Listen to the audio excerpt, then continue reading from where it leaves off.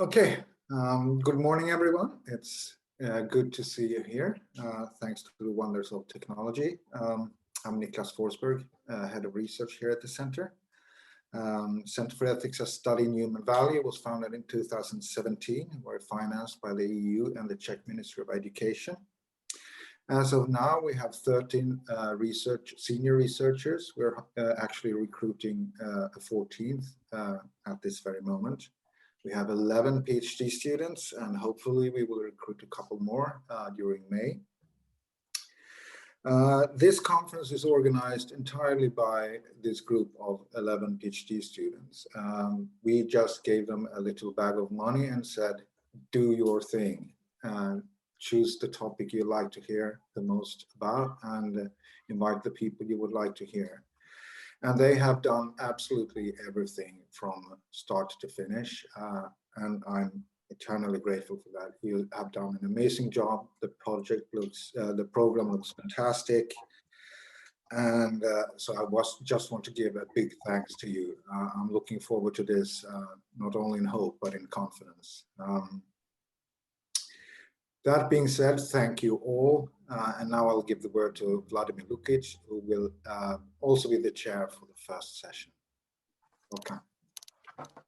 Yeah, thanks, Niklas. I have a distinct honor to announce that the conference under the title of Looking Forward in Hope and Despair, Critical Perspectives on Utopia and Dystopia in Philosophy and the Arts, which is organized by the Center for Ethics as Study in Human Value, has officially begun. And I'm certain that in the name of everyone who has contributed to the organization of this conference, when I say that we are extremely proud for the interest in our conference, and we are very, very, very grateful to have you here. And we hope that these next couple of days will bring loads of interesting topics, interesting conversations and discussions. And having said that, again, thank you for being here with us. And without any further ado, I would like to announce the first presenter. The first presenter is Wouter Veldman from Radboud University, and his topic is critical utopianism from the periphery. And having said that, Wouter, the stage is yours. Thank you very much. And also, thanks a lot for all the organizers for organizing this conference. I'm also really looking forward to the next few hours and days. I'll just start right away. In its everyday use, the word utopia is often used in a rather derogative way to depict a specific position or idea as delusional and utterly unrealistic. The message is that the utopian should stop dreaming and start facing reality. More serious accusations of utopianism even take this lack of realism or the overly idealistic visions of the accused as something dangerous, as a precursor to a violent totalitarianism at worst. And in both cases, the utopian dreamer is thought to uncritically adopt some far-fetched ideal without any critical consideration of the practical reality with which we are faced. So to give just one example, Karl Popper, for example, argued that utopian politics are inherently hostile to opposition and critique. Not only because the utopian state is per definition the best of all available options and hence no critique is needed, but also because for the utopian politician, critique and oppositions are merely obstacles that stand in the way of attaining the utopian state and hence should be eliminated. But this is really the case. Is utopian thinking per definition antithetical to critique or realism? After all, the very first utopia that went by the name, Thomas More's Utopia, was meant as political satire and hence as a form of critique. So in this talk, I will argue that while taking the concerns with the potential dangers of utopianism as a violent, exclusive, and possibly totalitarian practice seriously, utopian thinking and utopian imagination can, in fact, have an important critical function. To do so, I will draw on the thought of Sylvia Wynter and to a lesser extent on that of Alexander Hellier, and I hope I'm pronouncing his name correctly.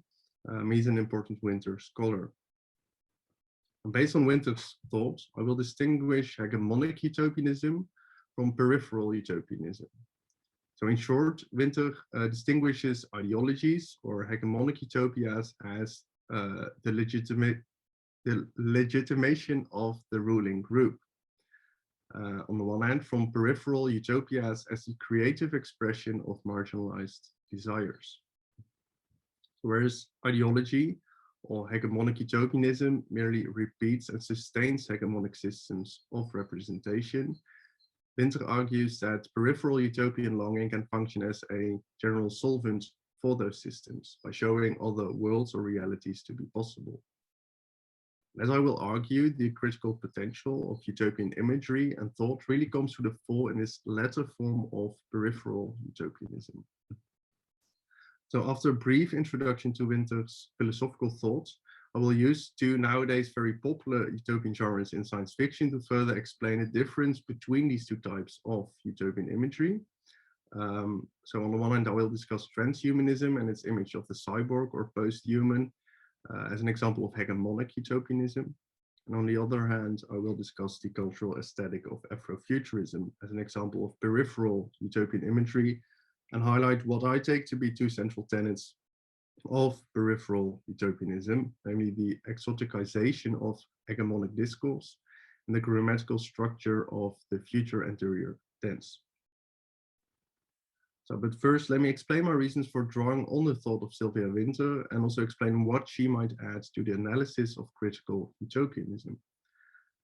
So for those of you that are unfamiliar with her work, Sylvia Wynter is a Jamaican philosopher, novelist and playwright, whose critical thought plays a major role in contemporary Black studies.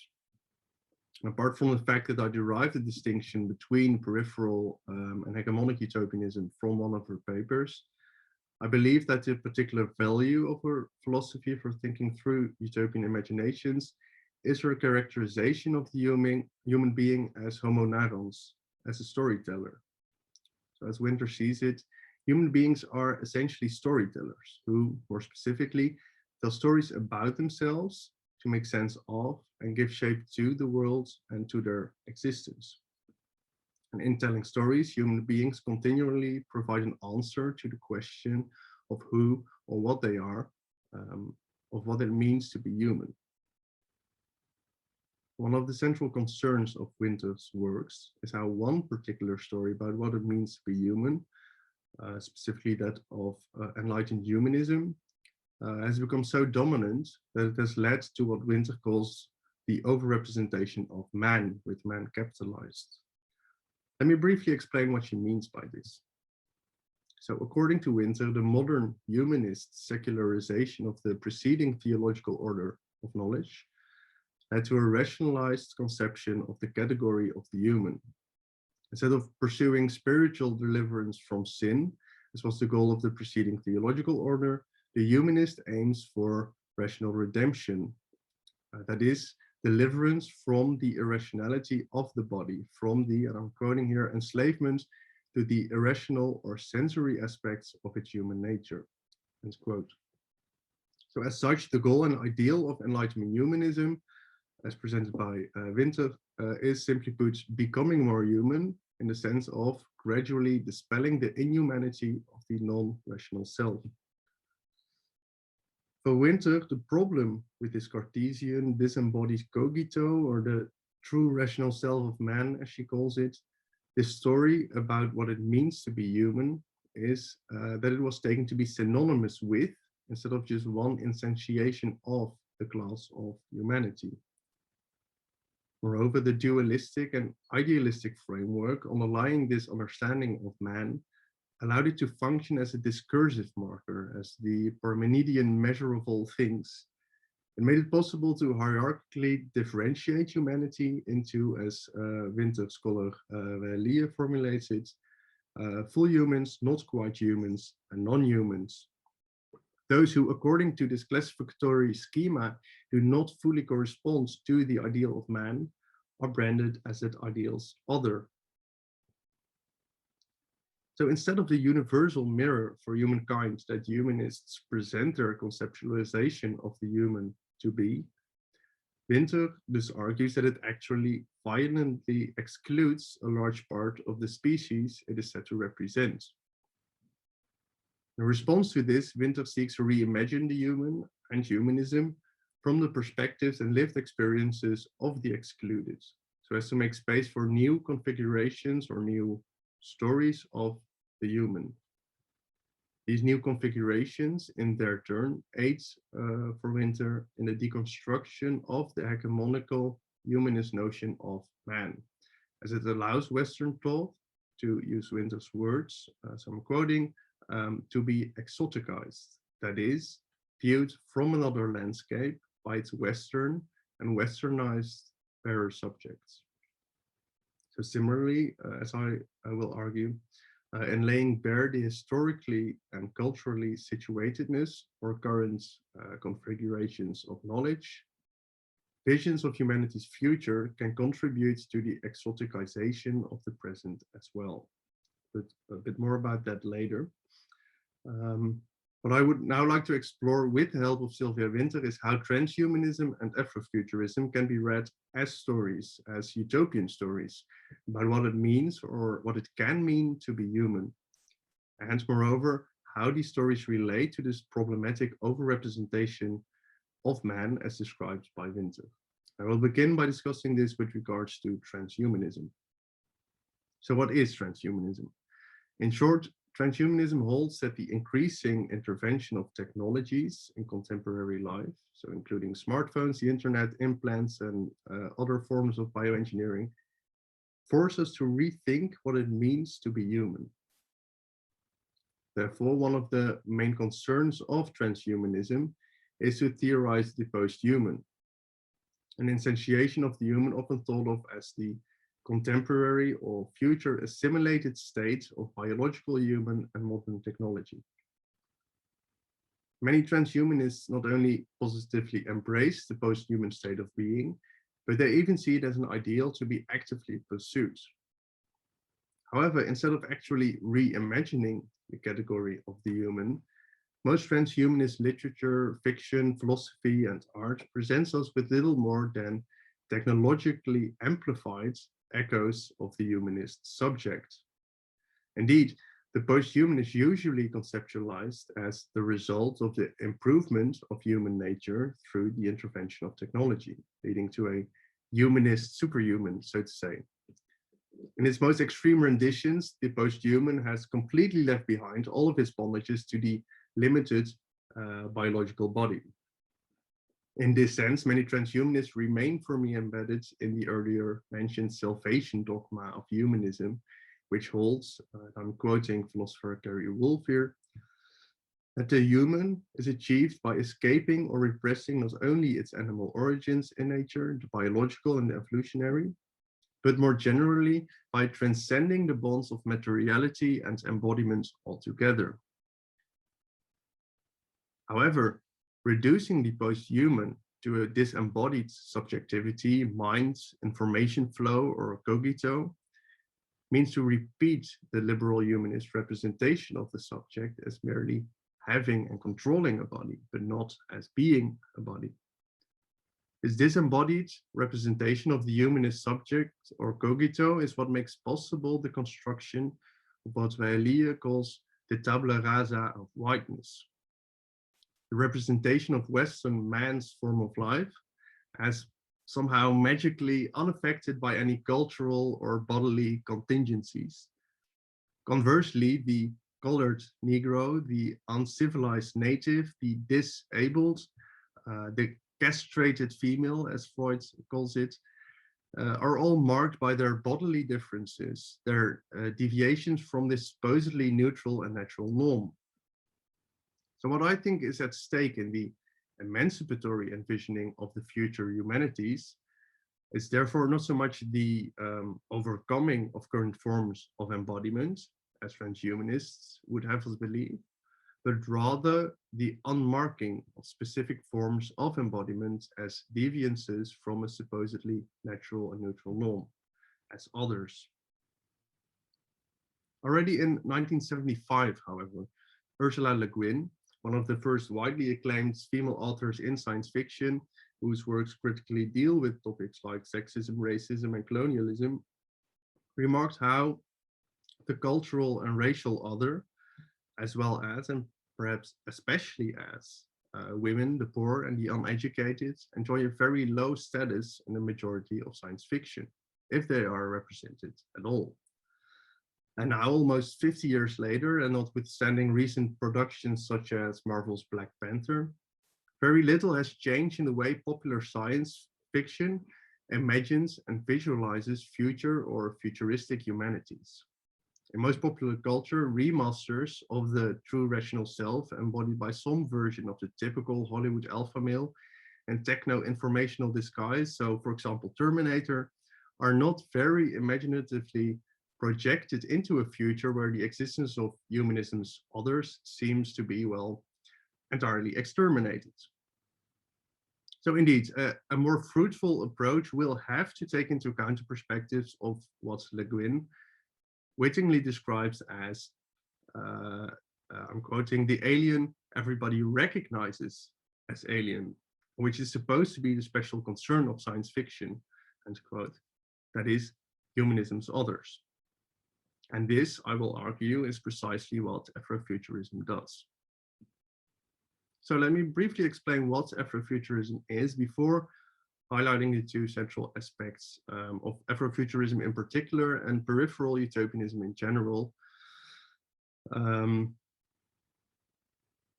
So by combining elements of traditional African and other non-Western aesthetics with sci-fi tropes, often through an experimental and non-conventional use of modern technologies, Afrofuturistic music, art, and literature gives expression to a speculative imagination, which brings together the past and the future from an Afrocentric perspective. Moreover, and oftentimes, Afrofuturism plays with the uncanny similarities between science fiction tropes, such as alien abduction and transportation to alien worlds on the one hand, and the history of the transatlantic slave trade on the other. So in this way, Afrofuturism aims to self-affirmatively give voice to a hurtful past, to criticize the present status quo by presenting visions of alternative or future worlds, which allow space for Black existence and culture for non-men. So apart from this critical and deconstructive relation to hegemonic discourse, to the dominant account of what it means to be human, this peripheral utopian longing differs from hegemonic utopianism in the way in which it relates both to the past and to the future. First of all, and like the transhumanist perspectives, hegemonic utopianism is generally not really interested in the past. Historical time in these discourses is decidedly linear and structured according to a teleological conception of progress. Therefore, these speculations about the future tend to only look forward. Peripheral utopian longing, on the other hand, is, in an important sense, concerned with giving expression to a hurtful past and present that has been and still is largely neglected or even altogether erased by dominant discourse. Furthermore, in Afrofuturism and in peripheral utopian longing in general, this past is often in a strong sense connected to the future in a way which Lee likens to the grammatical structure of the future interior, which I take to be one of the central features of peripheral utopianism. So a verb in the future interior sense describes something that will have happened, or more precisely, that will have been overcome or will have been completed in the future. But the future interior thus always defines the future in relation to and an acknowledgement of a past which, in that future time, has already been resolved. Although the future imaginations of peripheral utopian longing can thus be used simply to give expression to a past, for example, by using sci-fi stories as a way to talk about colonialism, it can also, and more importantly, be used to express a longing for a world in which past and present hurtful conditions will have been overcome. So in this way, as Leah underlines, the imagined future of utopian longing can serve the purpose of, and I'm quoting, making the existing realities of the oppressed groups more bearable. So future anterior longing thus uses the imagined future both to critically give expression to a hurtful past, as well as and in order to unveil the speculative potentialities in the present from which that future might unfold and through which the past and present could be overcome. Put simply, it is an assurance that other worlds are or will be possible. Desiring in the future anterior tense thus is a form of creative and self-affirmative suffering, according to Vallier, that connects the past and the future from the perspective of the present. Understood in this way, Afrofuturism might be described as a result of taking the visual, auditory, or narrative expression of marginalized utopian longing to the very extreme. Now, as I said before the talk, if you're unfamiliar with Afrofuturism, if you just look up on Google Images Afrofuturism, you'll get an idea what it is all about. So very much like Vallier as future anterior utopian desiring, Afrofuturism uses visions of alternative futures to reflect on and give expression to a past in order to create a critical distance to the conditions of the present, to exoticize the present world. So although the sci-fi tropes used in Afrofuturism serve to critically reflect on the past and on the alienization or otherization by Western discourse, many Afrofuturist artists, and most notably Sun Ra, the jazz musician, affirmatively claim themselves to be alien, to be from another planet. This only stresses that the past of colonialism is still very present, and thus that, as Greg Tate puts it, I'm quoting, being Black in America still is a science fiction experience, end quote. But it's also a way of affirmatively presenting oneself as alien, as not belonging, as well as not wanting to belong to the world of man. Instead of seeking recognition into the category, I'm sorry, instead of seeking recognition into the category of the human by humanist discourse, being acknowledged as man, affirmatively claiming alien identity means to distance oneself from said discourse through the construction of alternative and alien worlds. Moreover, in the affirmation of oneself as an alien visitor from another planet, artists such as Sun Ra, in fact, alienizes or exoticizes man as a figure for him, alien planet. So having said all this, you might still wonder how all this talk about Afrofuturism is relevant to the critical function of utopianism as a more general phenomenon, or perhaps why I, a white guy from the Netherlands, is so interested in Afrofuturism and in critical race theory. Well, for a start, as Vallier repeatedly stresses, the category of humanity, and not just Black humans, takes in a central place in the tradition of the oppressed precisely because of their history of being excluded from this category. And notwithstanding, or perhaps precisely because of the decidedly Afrocentrist perspective of Afrofuturism, the alternative future narratives offered by this cultural aesthetic are relevant for humanity as a whole. And I don't mean this in an appropriative sense, but in the sense that these Afrocentrist narratives, by being Afrocentrists, can contribute to the disfiguration and earlier mentioned exoticization of the world of man. The massive protests against police violence around the world, the ongoing Me Too movement, extreme climate change, to name just a few things, in my opinion, all clearly show that we need to seriously reconsider our ways of life, to become aware of how utterly strange and alien our current mode of life really is, and thus reconsider what it means and should mean to be human.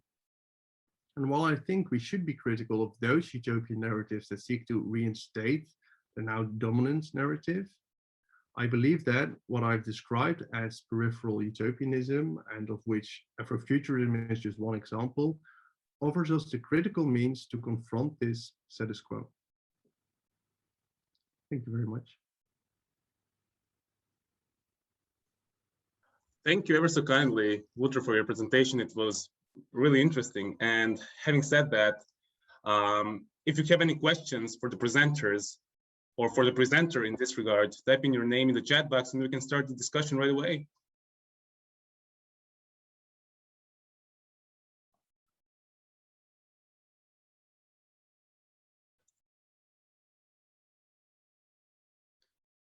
Okay, so Patrick, you're the first one. This is more of a general question, actually, because I really, really like this presentation a lot. And I'm curious what you would think about the way that race is dealt with in science fiction television. For example, I kind of am curious your answer to a question about how you actually deal with racial issues. For example, in the television show Star Trek, the original Star Trek series had the lieutenant commander was Uhura. She was a Black woman. And during her tenure on the show, she had actually expressed a desire to leave the show so that she could perform in Broadway. But then she met with Martin Luther King Jr. and he actually talked her into staying on the show because she was seen as this kind of symbol for the future for all these young Black girls and even Black men to see themselves commanding the starship in the future. So I guess I'm curious to what you think about those types of expressions, because I'm not super familiar with the original Star Trek series. The later Star Treks have dealt with race in particular episodes, but my question is just general. Like, do you think that this representation, like, how far does this go in terms of the value, or should these future worlds that they imagine still confront problems of race and sexism as they encounter alien races and things like that?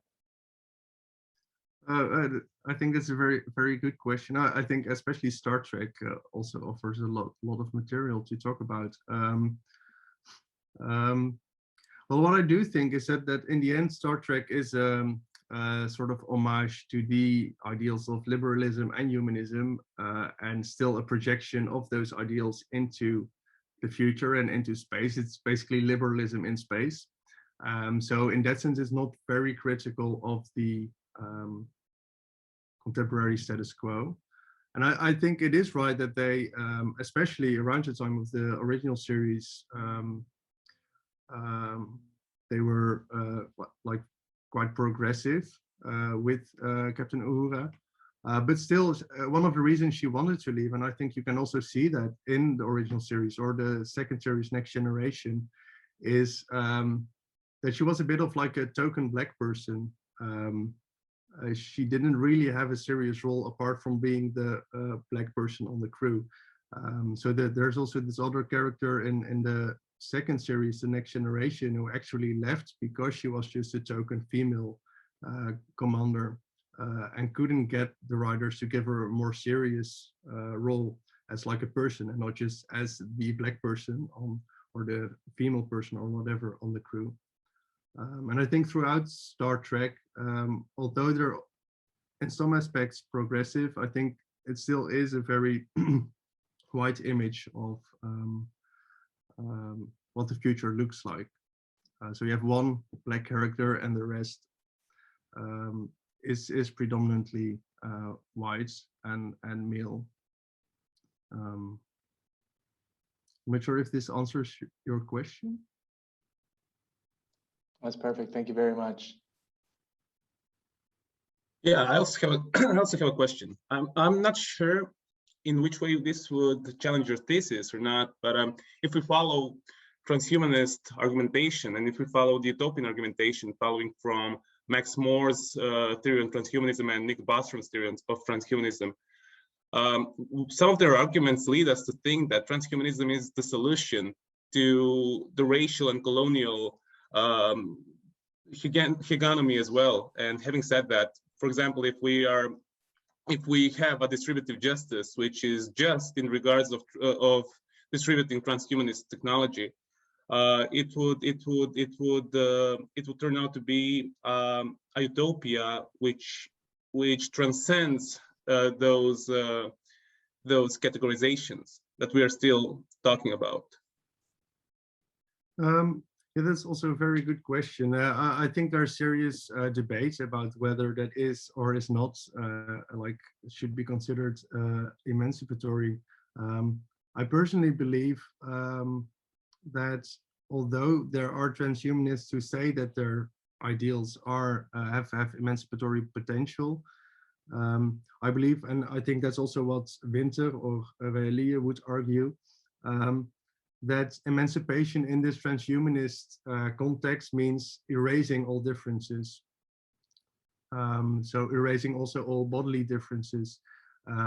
And emancipation for someone like Sylvia Winter doesn't mean erasing differences, but well, put simply, accepting differences. And well, that's also what I personally believe, that emancipation should be about, not erasing those differences, but accepting them and giving space to different ways of being human. Thank you. Perfect answer. I will also, Thorben Knobloch also has a question. He has privately messaged me. So Thorben, you're free to ask your question. Yeah, thanks. Thanks for your talk, Wouter. I guess it's going pretty much in the same direction as the question of Vladimir. Just would be interested in the connection between this very explicit idea of alienation that you connected to Afrofuturism. I'm not familiar at all with Afrofuturism, but you pointed out this way of alienization of oneself, and to maybe affirmatively say, I am an alien here. And then you mentioned a category of humanity, and this is, I would say, kind of wholeness or unity, and there it seems to me there's kind of a tension, and you referred to it in the answer to Vladimir. Would be interested if you could say a little bit more about how alienization might further this idea of being together as humanity, because obviously there's some tension to me, but I guess there might be some interesting relations between establishing kind of humanity through alienization.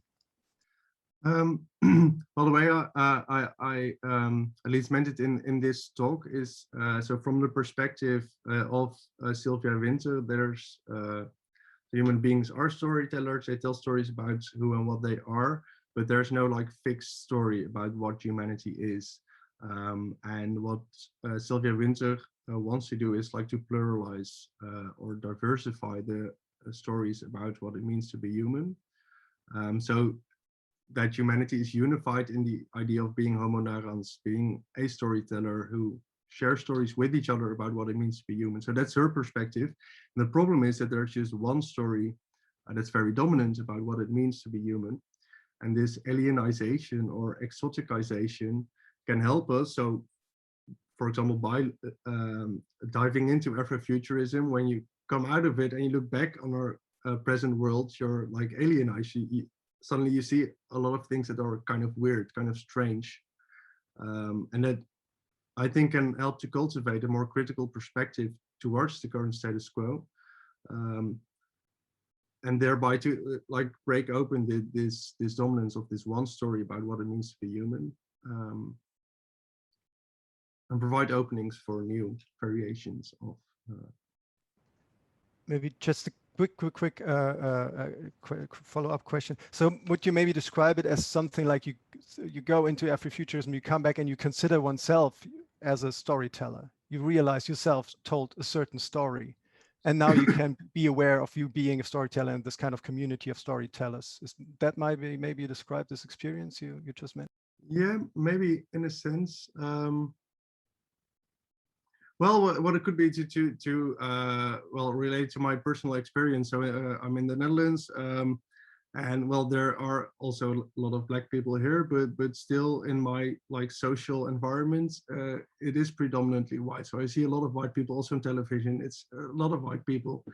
So then when I like dive into Afrofuturism and I'm watching Afrofuturist movie and watching at arts, you see a lot of Black people.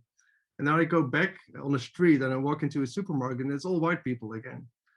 So that's something I'm usually not very aware of. But after this dive into, for example, Afrofuturism, it could be like also other narratives, you suddenly become aware of this thing that usually stays unnoticed.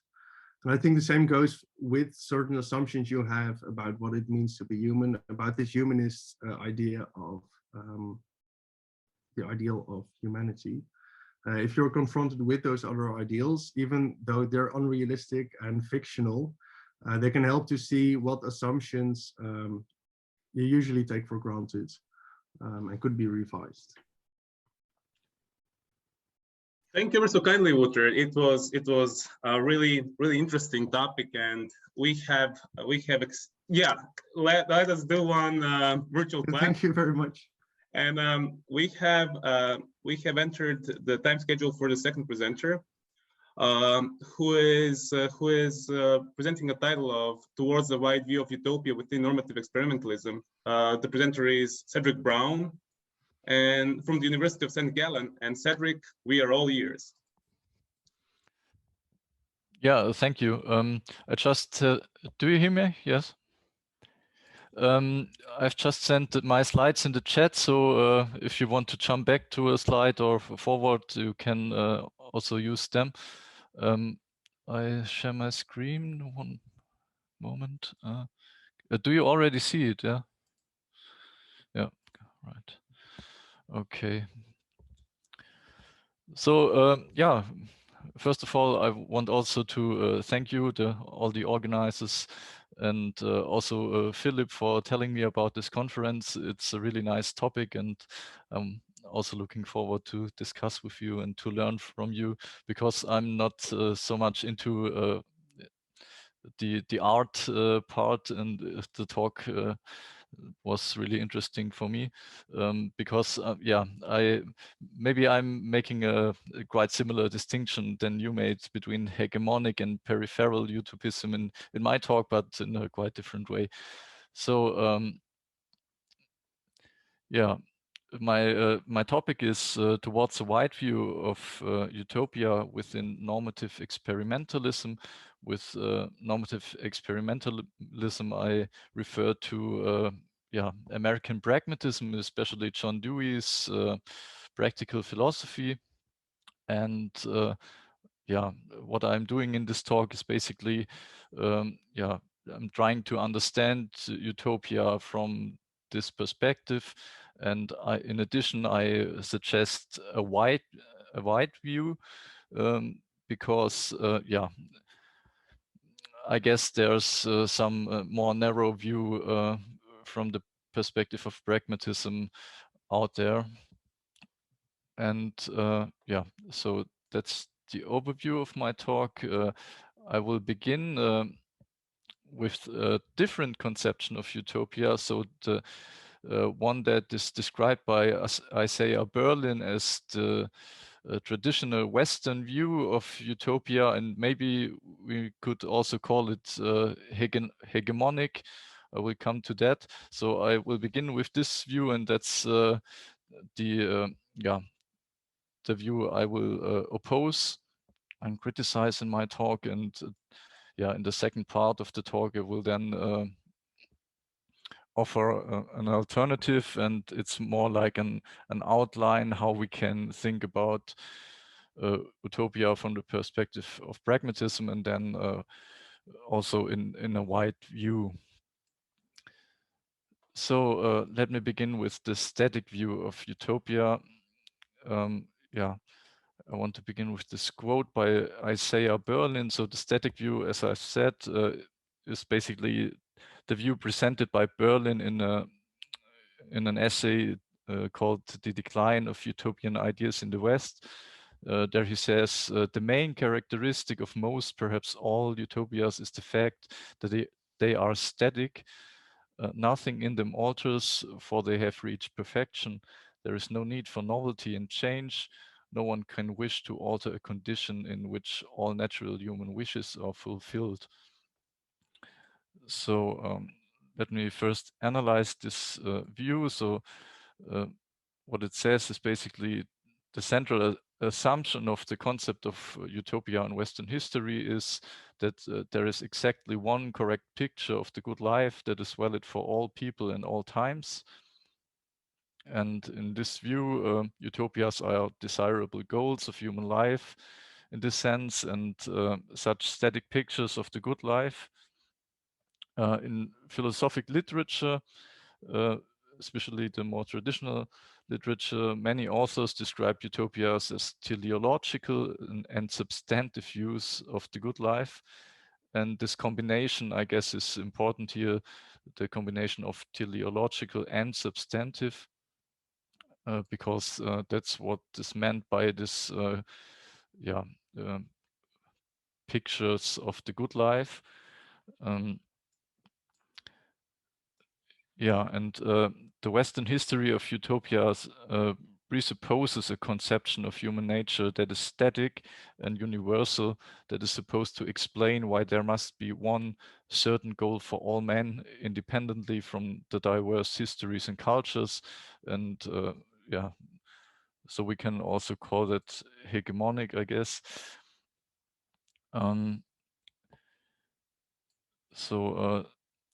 Berlin simplifies matters here, as he notes himself, but this view is interesting to start with, and to search for alternatives. The very meaning of utopia is this one unitary perfect end state, and that there is a particular way of life to reach that end state for all human beings. And utopias understood this way might exclude each other. One assumption of the Western history of Western ideas is that all the ideals, values, and virtues entailed in a utopia must be compatible. And so the fact of cultural diversity, including factual value pluralism, and the critique of intellectualism, which is implied in the Western history of utopias, account for the decline of utopian ideas in the West. That's basically the argument of Berlin here. We can skip this Kant reference. So what are the critical aspects of this view? They are quite obvious, I guess, but the view I will present is based on democratic thought, and it's basically quite the opposite, we could say. And so it's very interesting to look at these points of criticism here. So one point is I called it absolutism or totalitarianism. So such a view of utopia as static neglects individuality and diversity, and we always should ask, for whom is this conception of utopia made, and who imagined such a conception of utopia? And I guess these questions are just not asked very often in the traditional history of that concept. Therefore, it's also a quite dogmatic view. The content of utopia is filled despotically, arbitrarily, or dogmatically, and there's no reference to public thinking or conjoined deliberation or anything like that.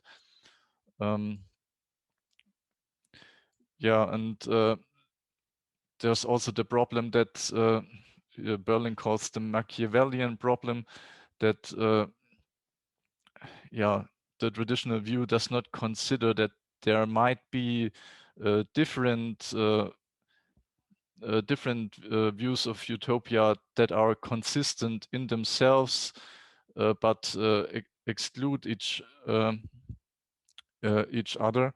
And so the problem of hegemony comes up, so that maybe this whole tradition leads to hegemonic view that the one right or correct utopia should be realized, and the people in one culture do not see maybe that there might be other utopias that are as legitimate as the own one. Yeah.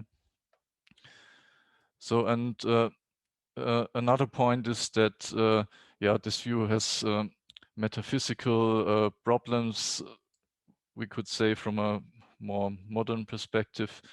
Yeah, it presupposes a theoretical, contemplative way of being in the world.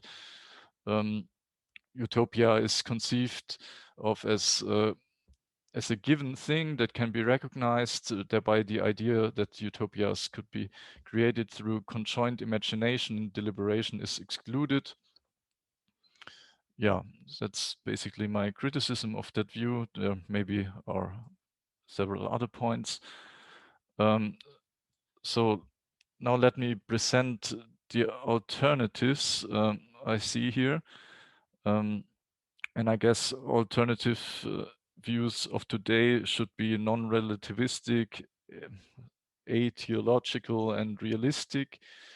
And I guess American pragmatism offers such a conception. You can see John Dewey here, who is one of my favorite philosophers. And I will quickly sketch now what he could have said about utopia. So basically, utopia from the point of view of normative experimentalism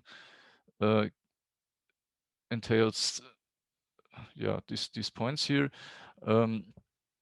First, ideas of a better future and the envisioned means to achieve it must be rooted in social reality, a social reality that is perceived as being in need of bettering. So that's a basic assumption of pragmatism, that it starts with some problems or bad states which are felt. And that's our starting point to imagine something better. Then the goodness of utopias depends on the way of their realization, not on some inherent value of an abstract vision of it. Utopias can only be realized with ethical means. So as far as I know, this is also sometimes called the Pauline doctrine from the Bible. So, and the next point is that, yeah, often pragmatists today use kind of epistemic justification of democracy and applied to utopia, we could say the goodness of utopias rests on whether they are produced democratically through democratic participation and ideally respecting each individual perspective.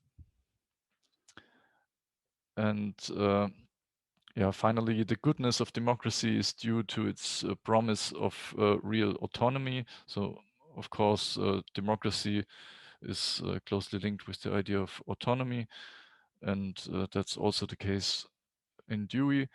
Yeah, and finally, we can say that this is a circular conception insofar that utopias presuppose and bring about autonomy. And yeah, so let me now come to the narrow view and the wide view. Yeah, is this circular view at a dead-end street for utopian thinking? What is left of any utopian thinking here? Yeah, there are, as far as I know, some pragmatists out there who do not like to speak much about utopia or don't have much to say about utopia, and they leave it at this epistemic justification for democracy. And yeah, they just say that, yeah, if we include many people and perspectives in the decision-making process, then we come to good outcomes and can have a correct and legitimate conception of a better future, maybe. But yeah, what I'm now presenting is some ideas that pragmatists can use that go beyond this pure formalistic formulation, we could say. Yeah, and now let me present some of these ideas. How many time have I left? Because we started 35, or didn't we? Or yeah, okay. So yeah. Yeah, so one way towards a wider view is that pragmatism can use theories as developed by, for example, by Michelle Moody Adams, who worked on moral progress, and also of Eric Olin Wright, who had this idea of real utopias. So let me begin with Moody Adams. So Moody Adams shares this view of Dewey, that we should begin with concrete problems. That's what she calls local moral progress, that she says moral progress always must be local, and she means by that we should start from concrete injustice, or concrete instances of discrimination, etc. And she shares, without saying it, but she shares this view with Dewey, who says that the better is the good. So we should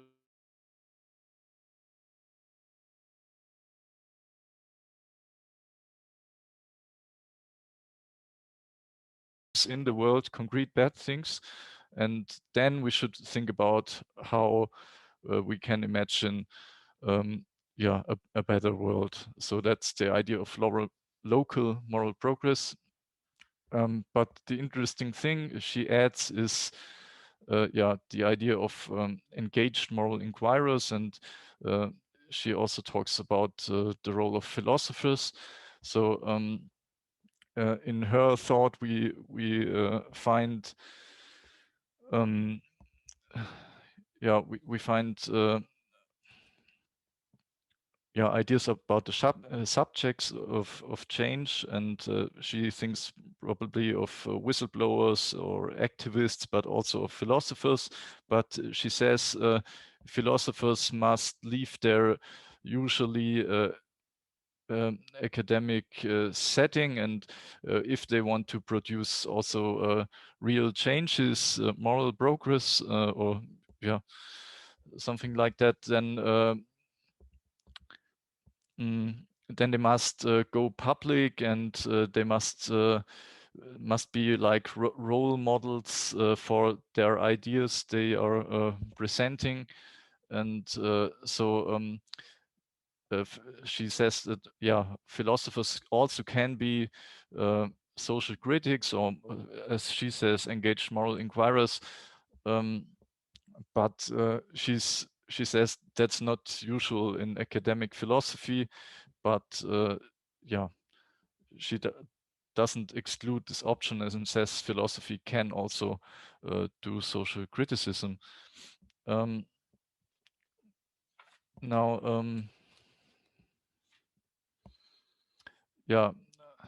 time is don't have much time, so I will come to Olin Wright on another slide. So I go on with another idea which makes my view a wide view. So there's also another path. The first one is a philosophical path. We can use other ideas which go beyond this circular view which I have presented. And there's also a poetological path, we could say. So what does this mean? There's a new conception called Imagineering, and Imagineering is it was produced by Mädelmann and Welzer, and it is characterized as a poetology of transformation. And one might think that it's like a technical operation because of the engineering part in the world, but they criticize such a view, and they say that their view of Imagineering is a reflective one, and they see a future as spaces of possibilities, and which is opposed to fatalism and this there is no alternative attitude. Yeah, and they say that poetology reflects on how we should think about fashioning the future in a desirable way. So that's yeah, the name for a discipline they are founding, let's say. And basically this poetology relies on the capability of art to render new visions perceivable in a vivid way, although it is in imagination. And one example to make it more concrete is this idea of metropa.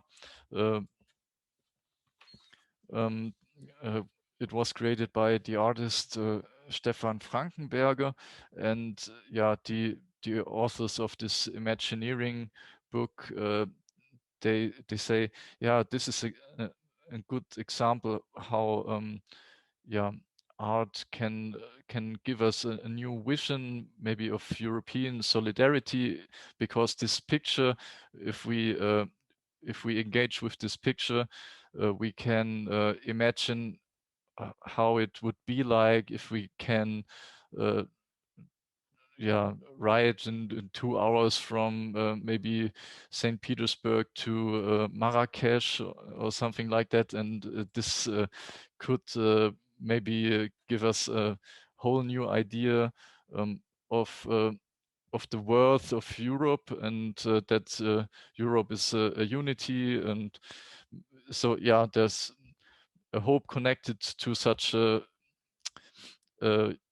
utopian vision, which is just a metro network, but this network can also stimulate thinking about European community or unity that is missing today. So art plays also can also play an important role. Let me now just state a few other ideas of my wide view of utopia. So an important point also related to this. Okay, thank you. Related to also this idea by Michelle Moody Adams of these engaged moral inquirers is that they need to have certain virtues also, but these virtues are also virtues that any citizen should have, and we should think about special virtues, which I would call democratic virtues or something like that, or virtues of good communication and conjoint practice. We find such ideas in Dewey, Moody Adams, and Michael Walzer also. And such virtues are a fallibilist attitude, or the virtue of temperance.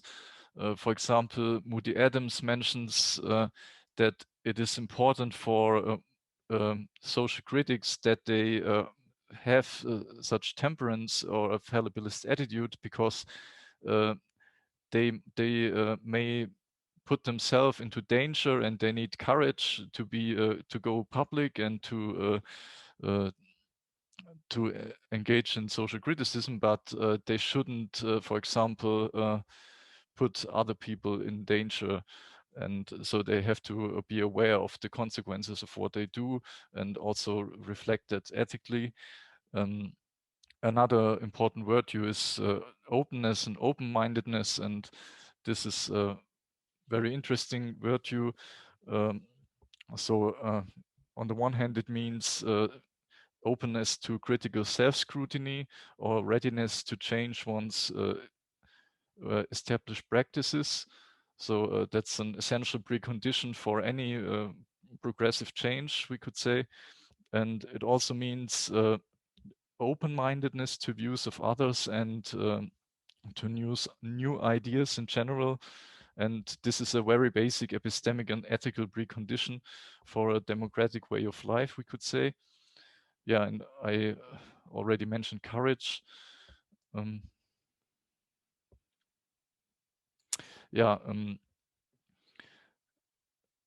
So yeah, let me come to the last slide then. Yeah, what these ideas in my wide view have in common is that yeah, they focus on providing the preconditions for democratic utopia. For example, highlighting the importance of virtues, what I've just said, and providing good preconditions for a society in which the emergence for real utopias is supported, and imagining real utopias, and they are also yeah, pragmatic ideas, and they are critical of they involve a critique of metaphysical, dogmatic, or despotic views of utopia. It's also about inclusion of people affected by injustice, crises, and miseries as the core aspect in producing a better future. And yeah, we should also experiment in a trial and error way with real utopias. So thank you. Thank you ever so kindly, Cedric. It was such an interesting topic, and I'm sure the questions will soon follow. People, if you have any questions for the presenter, please type in your name in the chat box and we can start straight ahead. So Philip is first.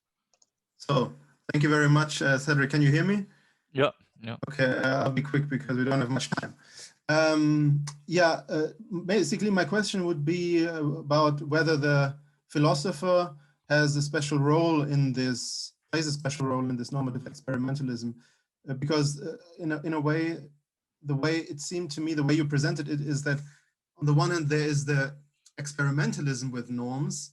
Yeah, so what should it look like, you know, society, our world, and so on. But on the other hand, you kind of talked about these virtues and so on and so forth, which the philosopher helps to shape, I guess. So are these then the norms which structure the normative experimentalism, and are they then kind of meta norms, or? No, I would say, yeah, this view of democracy I presented presupposes an ethics of democracy, I would say.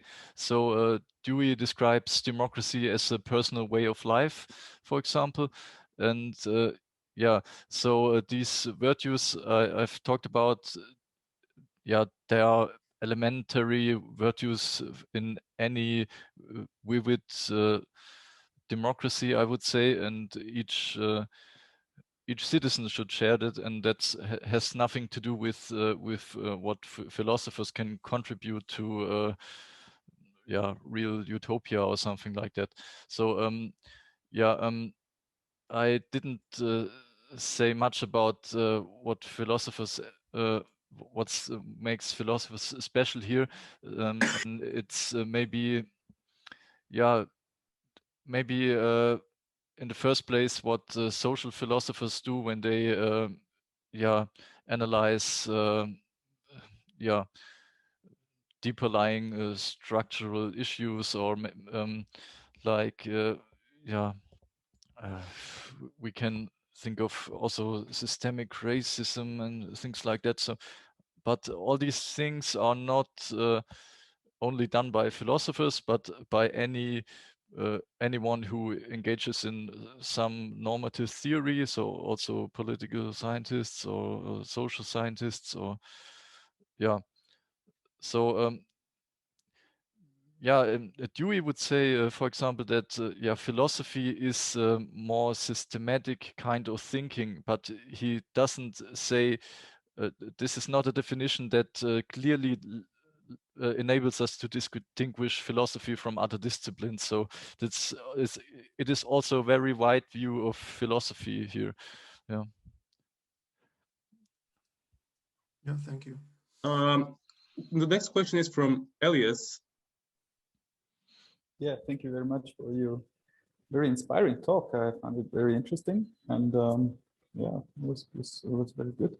I have a short question about the account of John Dewey. Mm-hmm. And as he sketched it, he seems to have a sort of a very procedural idea of utopia that is very dependent on the steps we take towards a better world. This is very sensitive to that. And so as a second point to outline his account, he said something like the means wouldn't justify, the end wouldn't justify the means, something like that, procedural sort of condition for utopia. Now, what I was asking myself, and I just don't know, is what if we find out that our imaginaries, our utopian ideals cannot be fulfilled, cannot be pursued with democratic means? What if that occurs? Is that even a possibility? Or how would you say would John Dewey react to that?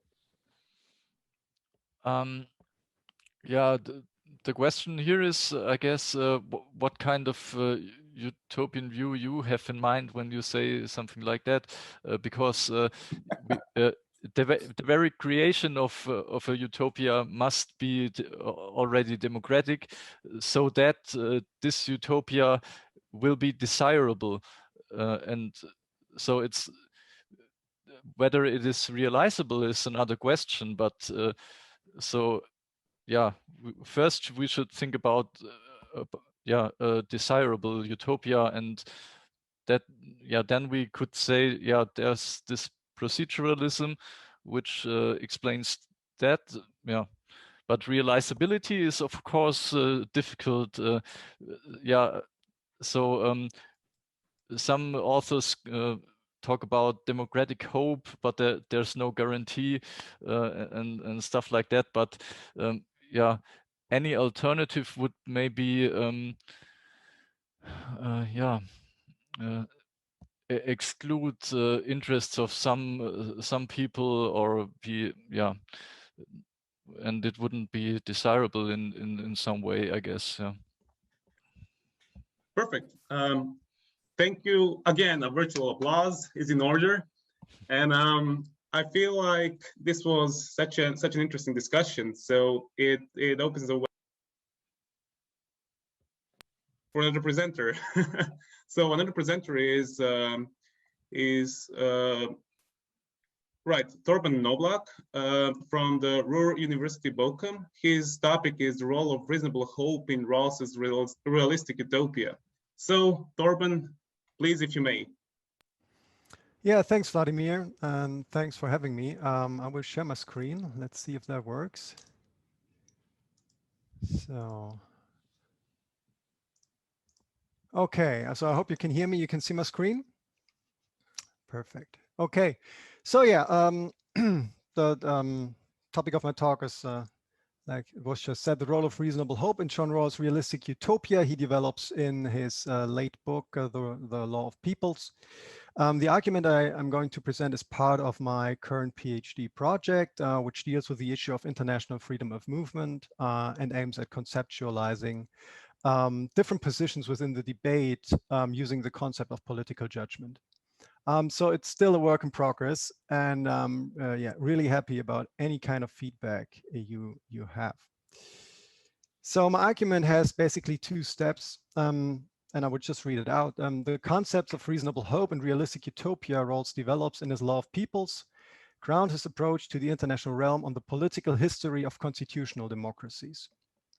And second, by shifting the focus from the issue of reasonable pluralism, this reading allows for an argument integrating concerns of individual political equality into a statist framework.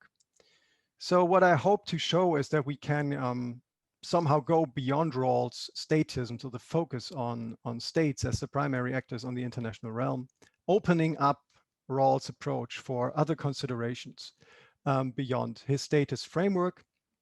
And as I just realized, there are many, I would say, like connections to what Cedric just talked about, like normative experimentalism and pragmatism. At least that will be my reading of Rawls, I guess, has some similarities here. So I hope to keep certain benefits of Rawls' approach, and at the same time, being able to deal also with certain criticism and also to make his approach more usable for the analysis of the issue of migration, especially because that's the topic I'm focusing on in my PhD. So some basics on Rawls' law of peoples, because I do not know if anyone is familiar, if all are familiar with it. Rawls tries to determine principles that should regulate the political conduct among peoples. And what he's aiming at is to show that it is possible that different peoples can live in peace, stably together over time, especially regarding what he says, the great evils of the 20th century. There's a need to define principles that can guarantee a stable, long-lasting peace. And he's trying to show that by developing a kind of ideal theory where he tries to determine these principles, and a non-ideal theory where he shows how we can transition or come to realize these principles or the effectiveness of these principles on the international level. I'm mainly focusing on his methodological approach because I think there are some aspects that are not that, that have not received that much attention. So what he's methodologically doing is he's using a modified account of his original position as he develops it in the theory of justice, which is basically a device of representation of different parties who try to find principles of justice for their conduct, political conduct. And what is the most important thing maybe in this law of peoples is how he applies this original position. He uses a two-stage approach. He's first applying the original position on the level of liberal democracies and is representing individuals there. And he then moves on the international level and shows first that the international level is sufficiently similar to what happened or to the situation of liberal democracies, and then represents peoples instead of individuals in the second original position, and derives 8 principles of conduct that should guarantee a stable peace because all peoples can accept it, liberal as well as non-liberal, decent peoples, as he calls them. Okay,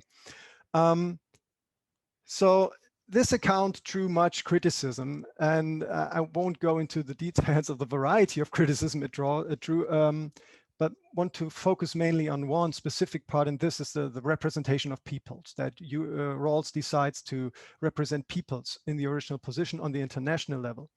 And what is here the basic critic is that he's incoherent with his moral individualism in the theory of justice, and also betrays, so to say, core liberal values by not representing individuals on the international level. And the second problem, I would say, is, and that's especially interesting for my research, is that Rawls does not give us much conceptual tools to analyze migration, because he's mainly talking about peoples, and migration is just like a secondary problem. He thinks it would not be a problem in ideal theory. So that said, you can ask, well, okay, why would you want to deal with Rawls then? I would say that his theory has certain considerable benefits, and I would follow Leif Wenar here, who's arguing that Rawls is able to at least represent certain valid intuitions we have on the international level that are concerning peoples and not only individuals. And I would point out the intuition of the importance of collective self-determination, which has a prominent role very recently also in liberal theory. For example, Sarah Song defends the right to exclude potential immigrants based on the notion of collective self-determination of liberal democracies. So this is gaining some importance even among liberals. And I would say, okay, since there are certain questions we have regarding migration, it might be a good starting point to take into account that that can represent these intuitions. And then the question comes up, okay, can we take these benefits and in some way accommodate the shortcomings the critics have pointed out in Rawls' approach? And here is where I want to turn to Rawls' conceptions of realistic utopia and reasonable hope, which did not gain that much attention in the literature, and which I think are, might help us to get a different grip on his approach, and maybe to be able to integrate certain elements of critique.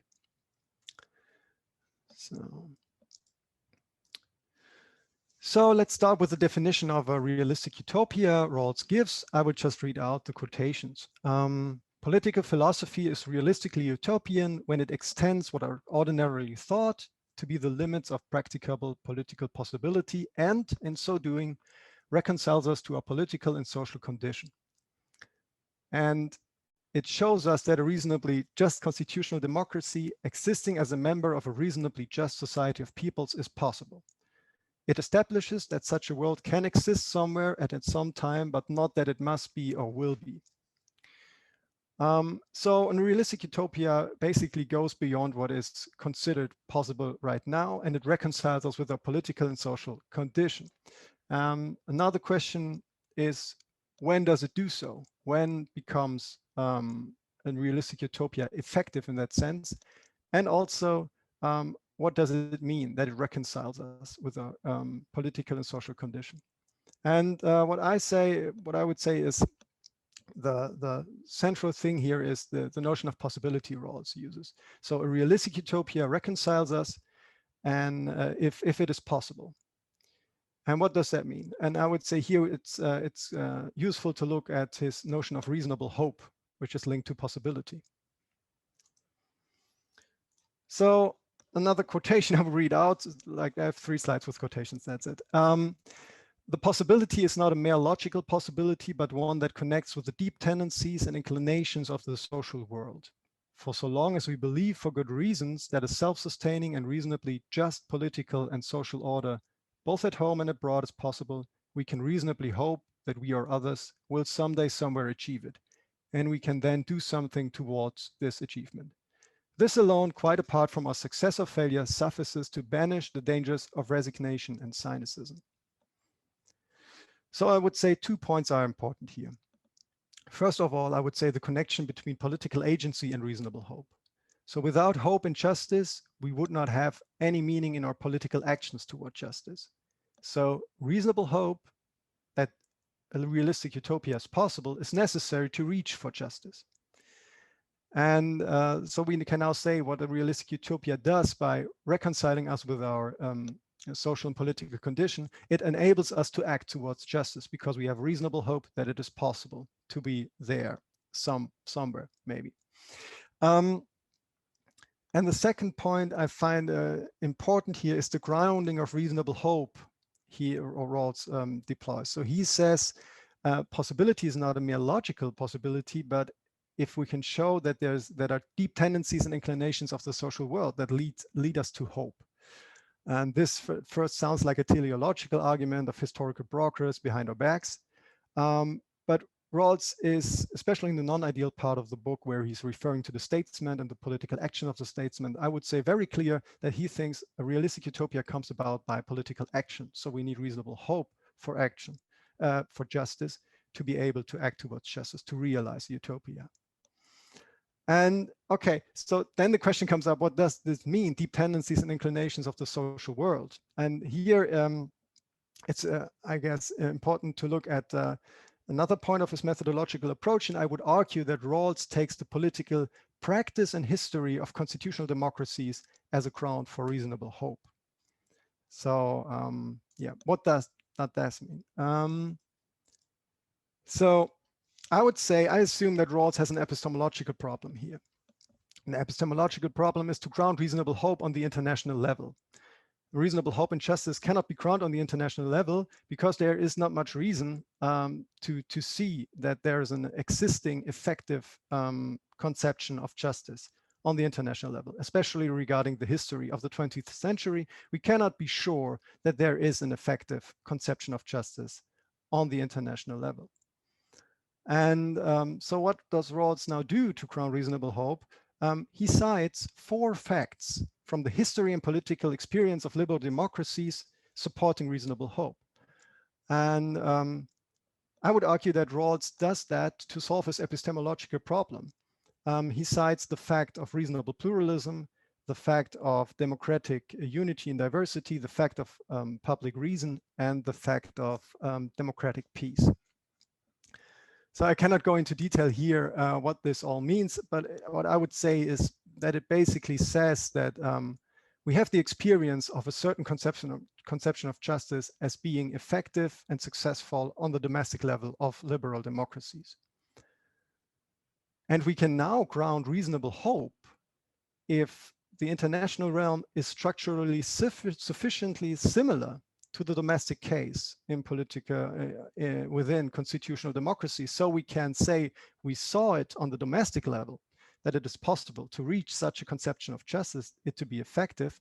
We can then transpose it to a similar situation on the international realm, and that's exactly what Rawls does. He reconstructs the international realm based on the issue of, I would say, reasonable pluralism. And this is also supported, for example, by reading of Jan Werner Müller, who says that, and I won't read it out now because of time issues, but he basically says that we view the past, we take the facts we think are important for our realistic utopia in Rawls' case, by looking to the past through an already existing construction of justice. And I would argue the already existing construction of justice Rawls uses for the international case is the one that has proven stable and effective due to the political practice of liberal democracies. So this is the methodological part. Now comes the part how I would like to expand the theory. So I would argue that Rawls' case for the realistic utopia is based on the political history of constitutional democracies concerning reasonable pluralism, which is a specific problem that people have different comprehensive doctrines that are not reconcilable, which leads to civil war and, or a mere modus vivendi. But it does not lead to stable peace unless there is a conception of justice. Constitutional democracies, according to Rawls, found such a workable solution, so we can use it on the international level, but it is focused on a specific problem, reasonable pluralism. And my argument would be, okay, but there is much more in the history of political liberalism or existing constitutional democracies that offer us also reasons or more reasons for reasonable hope in reaching justice.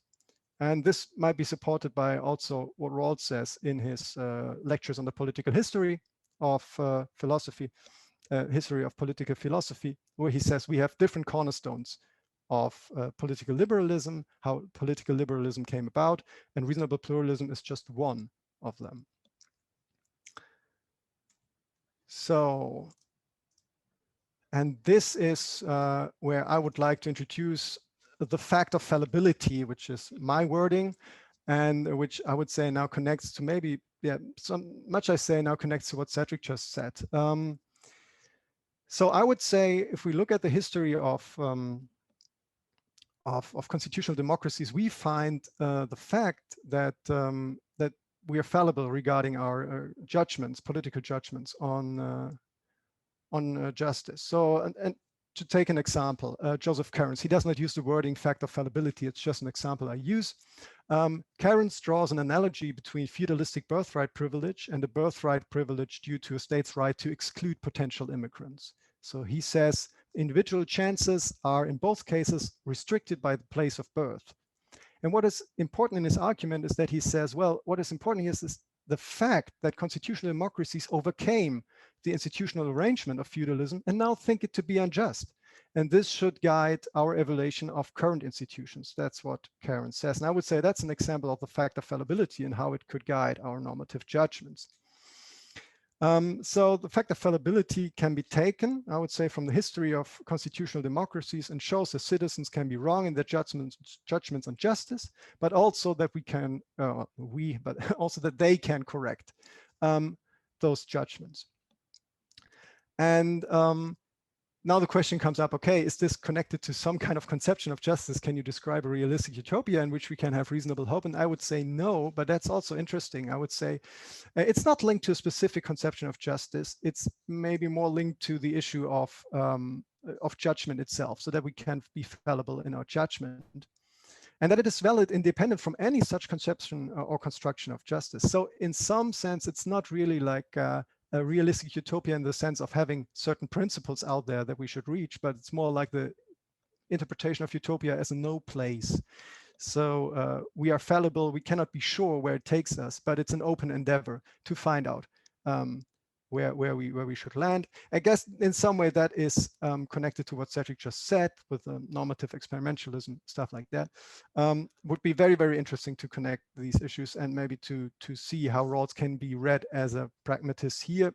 I would say, one could say that he relies on some kind of knowing how to judge politically that he transfers to the international realm. And I would argue that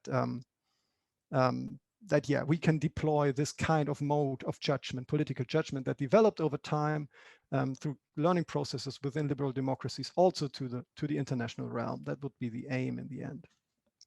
And yeah, so what might be possible remedies of the fact of fallibility? That's what I just pointed out. I would say, and that's just a thesis. I'm not really like, I have to put much more work in this point, but it's like an intuition that a possible remedy is to apply political judgments in the spirit of political equality. Like Cairns and Rawls point out, the issue of equality and taking equality, possible equality into account can correct certain wrongs we did in the past. We can now understand our wrongs by seeing that we did not judge people as political equals. Okay, I won't go into the details of the examples. I guess I reached my time now. So I would say what we should do, what comes from this fact of fallibility, is that we should take such judgments as normative guidelines, since they ground reasonable hope to reach justice. It's not a kind of principles of justice, but it is the best way, so to say, to reach justice.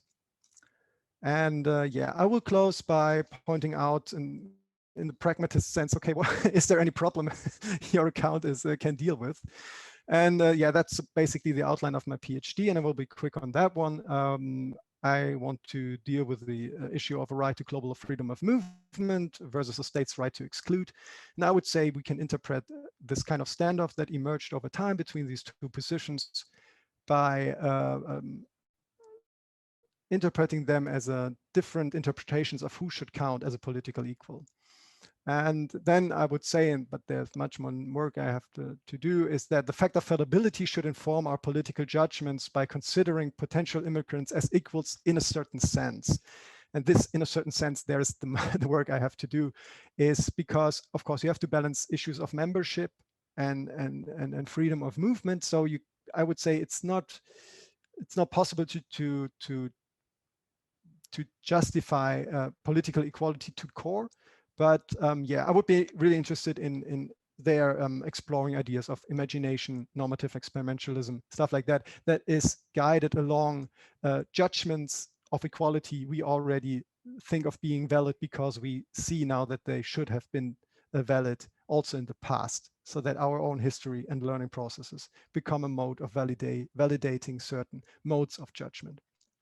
Okay, and I hope to integrate the intuition of collective self-determination and political progress in a spirit of universal equality, and hope to get intuitions that are underlying both positions into a coherent framework, maybe. Okay, and that was just a short outline of what I do the next years. Yeah, there are certain desiderata. I won't go into detail because my time is up, I guess. So yeah, thanks for your attention. Hope that wasn't too quick.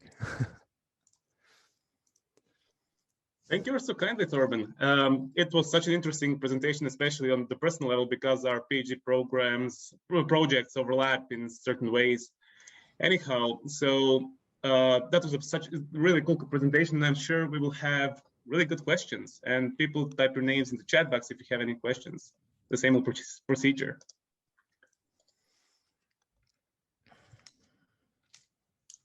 The first one is Wouter.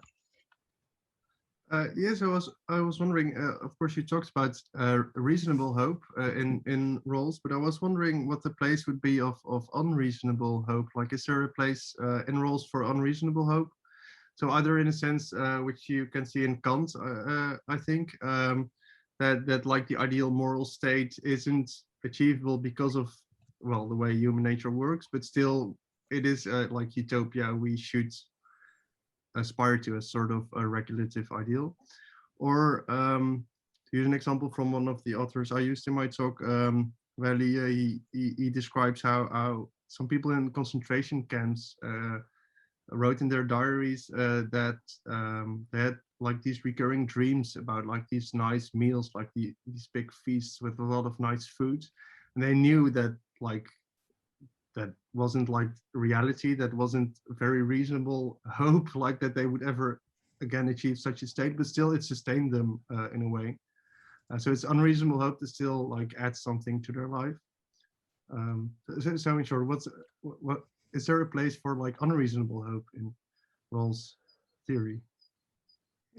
Interesting question. I'm not sure about that, but I would say no, because I think that Rawls explicitly wants to link. I would say so. Rawls has an idea of a realistic utopia in the sense of that there is being a chance of it becoming possible, and the way it becomes possible is through political action. So if I cannot show that there is some kind of possibility somewhere in experience, my utopia is not realistic anymore, and then of course it kind of I would say, yeah, it's beyond what he's trying to show in his aims. I would say it might. I would say in my interpretation there is a certain role of these kind of things when it comes to political judgment and by imagining what might be possible. But I would still say it must be grounded somehow in the experience. That it is possible for Rawls.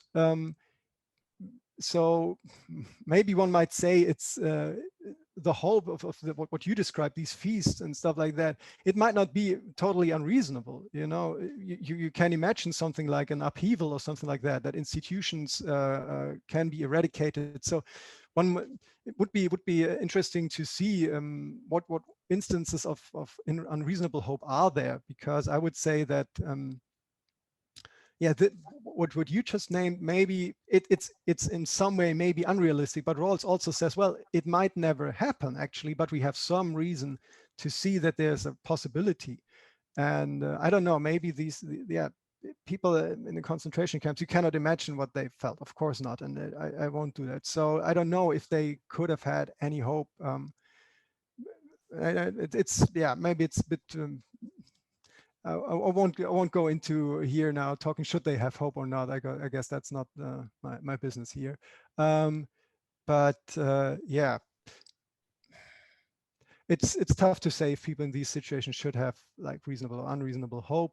One might say, I guess, one might say that at least it's not like completely unrealistic that there is some kind of political action that might make this possible. But yeah, I can of course understand if that is not something someone wants to hear in such a situation. So I'm very yeah, that's a borderline case, I would say. I cannot really imagine. I have myself on the list, and I would like to jump into this conversation, which is rather interesting. When Rawls writes The Law of Peoples, he actually goes back to his political liberalism most of the time, and he constantly reflects upon the concept of reasonable and unreasonable doctrine. And I feel like reasonable and unreasonable hope can be connected to those doctrines. And Rawls straight away pushes out the concept of unreasonable doctrines straight from the picture, and he stays with the role of reasonable doctrine within his framework. And when asked the question whether there is a place for unreasonable hope in Rawls' theory, which is a really good question, and you know, it kind of makes you wonder what would Rawls say at this social context. I think from his framework and from his utopian views, he would shrug it aside and think, okay, it's connected to the unreasonable doctrine most often than not, so we shouldn't really take it up into consideration. But still, that's my 2 cents on this issue. Okay, yeah, that's pretty interesting to. So maybe that goes back to what does Rawls think of reasonableness, and then what does he consider as being reasonable? So ad hoc, it would be hard to me to draw a connection. So whether he would say unreasonable hope is not in some way it's not a legitimate way. Maybe you cannot. Maybe one could say, okay, if your utopia or your idea is based on unreasonable hope, you are not justified to impose certain political actions on people, and yeah, that might be the case to say, well, it's not legitimate to maybe just assume, for example, that people are completely different than they actually are. To say something like, okay, people can be completely different. We did not see that, and we do not have any proof in history, but it could be because I can imagine it logically. And then maybe Rawls might say, well, that's not legitimate in the sense of what constitutional democracies maybe would consider legitimate. But that's very interesting, because then this connects the question of how is a reasonable hope itself connected to the political practice of liberal democracy. So whether it's just a philosophical issue, or rather something that is really like kind of the self-understanding of liberal democracies, and not just a fact of political agency. So I read Rawls saying like, okay, we need reasonable hope. That's a condition for there being something like justice, but that's on a very theoretical level, considering political agency, I would say. But well, if you would say something like, okay, reasonable hope is really like part of the self-understanding of liberal democracies, and one could make that point, saying, well, they have like a progressive self-understanding, saying that their history, that they cannot be sure, that they have to be assure themselves of progressive elements every time, and so they live in some kind of reasonable hope. Yeah, that might be interesting, because it connects the issue of political practice, self-determination, and self-understanding to overcoming certain defects and longing for utopia. But yeah, that's super interesting question. I have to think about it. I agree completely. Like, this is such an interesting issue, which we can talk about for hours, I feel like. And the next question is from Balam. Shoot.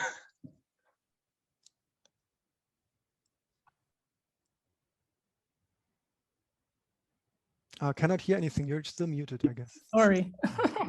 Yeah, I want to kind of continue on the reason and unreason discussion. I think it's very intriguing as well.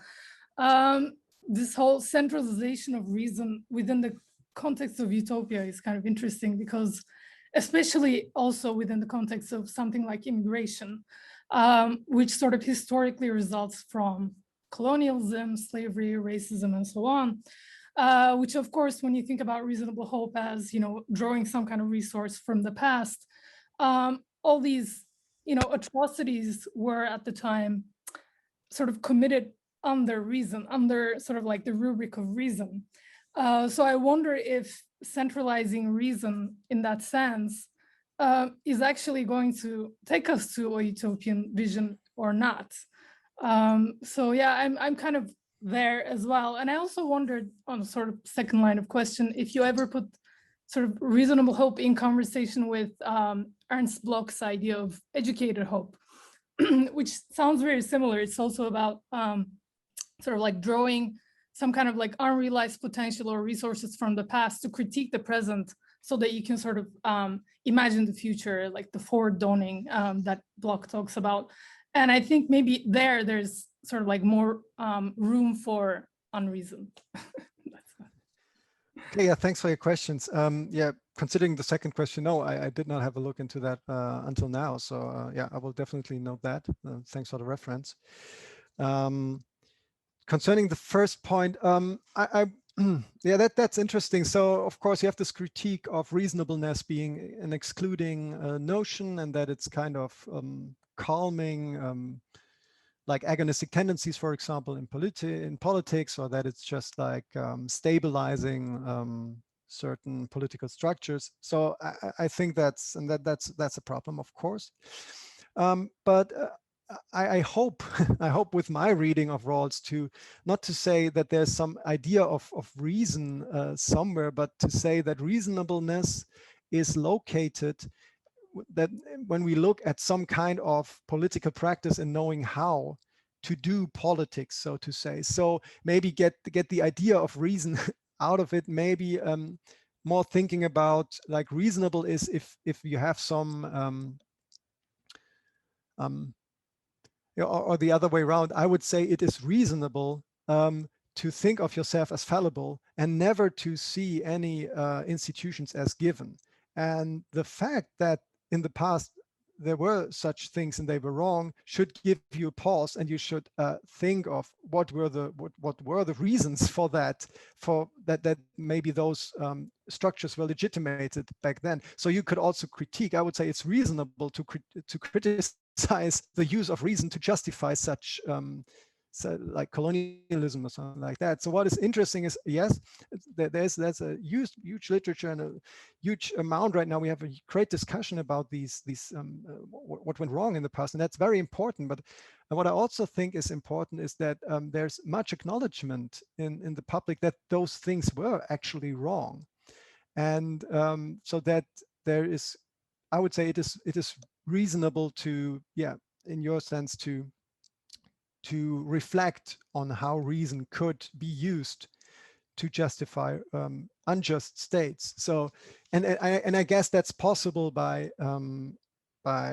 looking at the know-how and the political practice of political constitutional democracies and their history, and not by just employing certain categories or some idea of the human beings or something like that. So it's not a top-down approach, it's from bottom up, and I'm kind of using this that people became aware within constitutional democracies of the injustice of their past. So yeah, that's, I don't know, is that an answer that is satisfying you?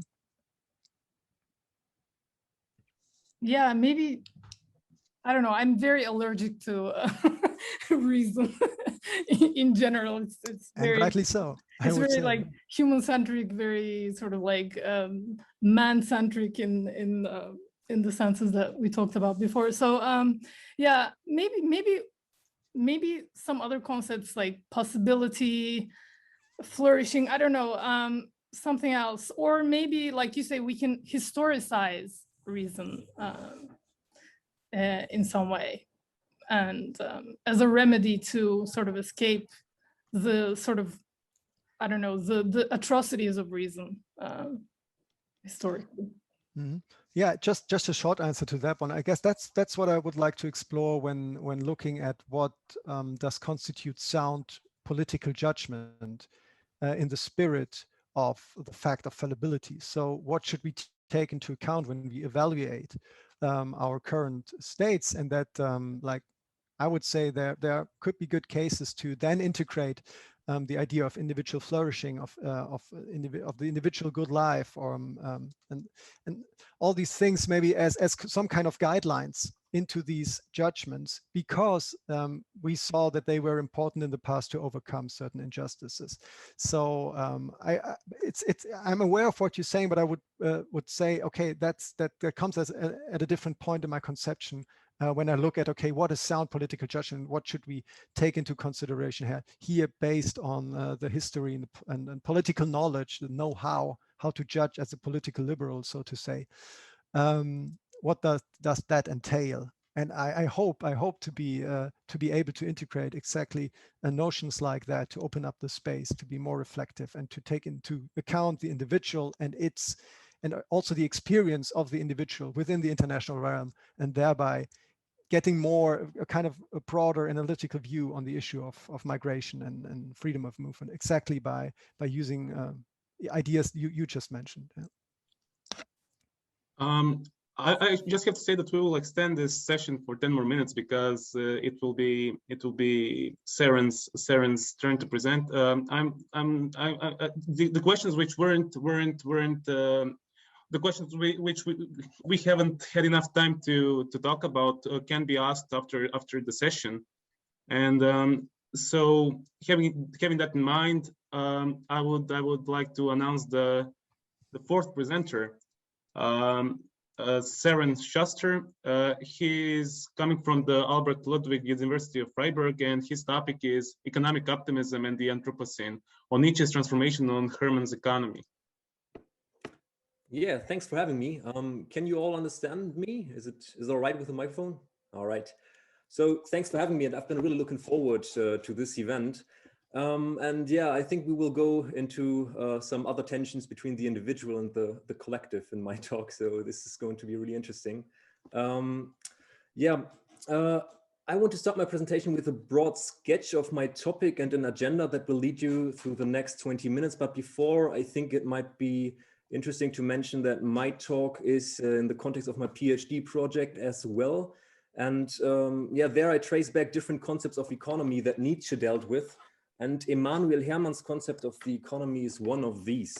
And that's why the pivotal point of my presentation is Nietzsche's confrontation with the theory of Emanuel Herrmann. He's an almost forgotten Austrian economist. So in 1887, Herrmann attempted to unite the humanities and natural sciences through a pure economics. Following a teleological stage model of the world, the future, I quote, central direction of the world economy would free people from economic necessities and lead them towards high cultural goals. Nietzsche reads Herrmann in the same year, so not long before Nietzsche's breakdown, and turns the so-called economic optimism of Herrmann upside down in some texts. And I'm now concerned with exactly how Nietzsche transforms Herrmann's concept of economy, and if this transformation has any relevance for today's discourse on the Anthropocene. As you probably know, the attempt to bring together humanities and natural sciences is, again, after more than 100 years after Herrmann and Nietzsche, highly relevant, and the Anthropocene is often assigned a unifying role as a boundary object. So my presentation is divided into 5 parts.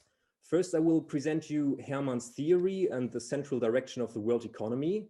Then I will give some critical comments on the sources of the Nietzsche-Herrmann argument and on the methodology behind it.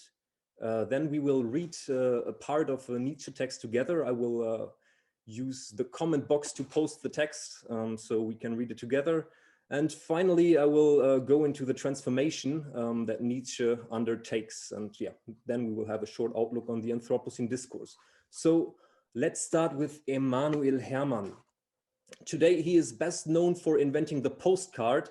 His academic work is not paid that much attention to, even though it's not uninteresting. But The Peak of Reception Economics is a telling book chapter, Emanuel Herrmann on an almost forgotten chapter of Austrian intellectual history. So when he wrote Kultur und Natur, which is the only work that Nietzsche is known to have read, Herrmann was pursuing this ambitious goal of uniting natural sciences and humanities, or Kultur und Naturwissenschaften, through a pure economics. Accordingly to pure economics, this would offer the key to knowledge of the general world development and principles. So he ties these laws that are to be discovered to a teleological stage model, and thereby gives his concept of the economy a qualitative and normative dimension. You might know methodological individualism as the methodology of neoclassical economics. So there, everything that is qualitative is outsourced via preferences to a seemingly positive scientific and quantitative economics. And Herrmann does the opposite, basically. And he has he's really concerned with the concrete realization of the progress of humankind and of this teleology of the world history. So humankind, as the most progressive creation of nature, passes through various stages of culture and heads for the central direction of the world economy. That's a quote. Which builds up the capacities to put the laws of the world in work and thus liberate mankind. According to Herrmann, the driving force in the establishment of this future institution is opportunism. Opportunism for him is economy in the highest potency, and that's also a quote. The opportunist is superior to the pessimists and optimists because she acquires knowledge not from her mood, but through her rationality, thus realizing the application of pure economics. And yeah, so economics is presented as some kind of instrumental rationality. According to Herrmann, therefore, the United States of America represented the most advanced country of his time. And there an economic competition would arise as a mild form of war in which the opportunists would win out of a historical necessity and establish a world peace. This may sound a little bit like Fukuyama. The domination of the world frees man from all unfortunate occurrences and opens the possibility to finally pursue human cultural goals. That's a quote. He never talks about them, but he writes, he says human cultural goals. So this provides the ground for an economic promise of salvation. These promises of salvation are by no means unusual in economics. I don't know, maybe you know Economic Possibilities of Our Grandchildren by John Maynard Keynes, for example. So economics is full of these promises of salvation. And Herrmann sums up mankind's relationship to nature as follows, I will quote, "The planet Earth is a machine which should obey the pressure of the human race as the locomotive obeys the pressure of its driver." So there we have a concept of rationality. Yeah, enough about Herrmann for now. I hope you could get a first impression of his concept of economics. And I want to move on now to Nietzsche's confrontation with his theory and start with a look on the sources. So first the question may arise, how did it arrive that Nietzsche read Kultur und Natur by Herrmann in the first place? So Nietzsche certainly had an interest in economics, which was reflected in a good knowledge of the political economy of his time and also other economic theories. So in addition, as a student in Leipzig, he attended several lectures in economics, for example, Wilhelm Roscher lectures, who was the doctoral supervisor of Emanuel Herrmann. And in the case of Kultur und Natur, it is also reasonable to assume that the attempt to unify the humanities and natural sciences, or to find the link between Kultur and Natur through pure economics and Herrmann, had a common ground with Nietzsche's own scientific aspirations. Yeah. So all Nietzsche's direct references to Herrmann that are identified so far were written in the fall of 1887 and originate from a notebook of Nietzsche. If you're interested in this, I can tell you more about how Nietzsche considered these texts for his Will to Power, the main work that he planned for a while. And it would be also interesting to dig into the history of forgery behind this main work. As you might know, Nietzsche's sister and Heinrich Köselitz created this systematic main work, and yeah, not Nietzsche himself. This is even in current academic papers, you sometimes read quotations from the Will to Power, and then you wonder, yeah. But what is important for us now is that Nietzsche wrote multiple pages directly referring to Herrmann, and these pages were not included in any publication authorized by Nietzsche. For my presentation, I explicitly draw on one text that is known as 1017 in the unpublished fragments of 1887. So we will read the text together after this section. But first, maybe a few words on the reception, because the reception of this text has only taken place in parts of the systematic reading of Nietzsche.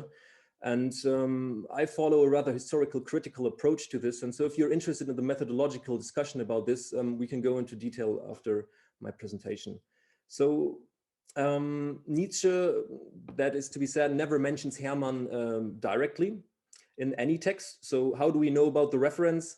First, the book is available in Nietzsche's personal library and it's got a lot of reading traces. And Wolfgang Müller-Lauter, who was one of these Nietzsche scholars in the tradition of the systematic philosophy, he traced back the overall economic management of the earth to the central direction of the world economy.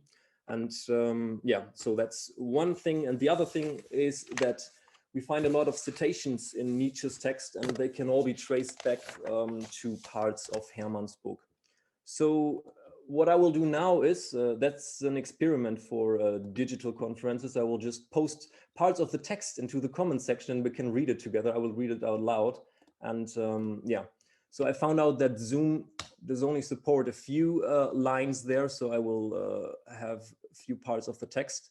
So this is 1017, and the translation is by Ivo De Gennaro from his 2012 paper on Nietzsche and the value economy. Oh, no, I just sent it to Patrick in private message. So you should all have the text in front of you, and let's see how this goes. The necessity must be shown that to an ever more economical usage of man and humanity, to an ever more tightly interlaced machinery of interests and performances, there belongs a counter-movement. I designate this counter-movement as the secretion of a luxury surplus of humanity.